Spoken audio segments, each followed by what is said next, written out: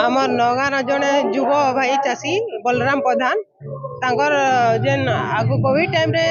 account गोटे केरल रे जेन करथिले से अचल अकाउंट रे तांकर जेन धान विक्रय करथिले से पैसाटा पड़ीथिला आउ से ई केवाईसी करवार लागि से केरल के जाइथिले आउ से जगह रे तांकर हठात डेथ हो जाइए आउ से वर्तमान मृतदेह नगा के पहुंचीबा आउ से मृतदेह आनबार लगी एयरलिफ्ट रे अना गला आउ जहाँ भी प्रोसेस रहला गवर्नमेंट रो कोनोसी सुविधा सुजोग नहीं मिलला से माने निज गाँ परिवार लोके साहाय्य कले से सब सहयोग रे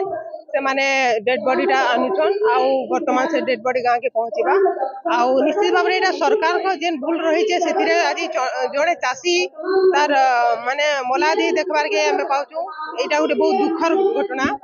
ताके जहाँ भी साहाय्य सहयोग मिलबार कथा हमें दाबी जोड़ू सरकार ठारे से निरीह परिवार को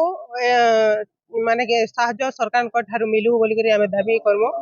आउ जेन हिसाब रे ए घटनाटा घटी आगामी दिन केता नहीं हेवा सेथिले सरकार इतिरे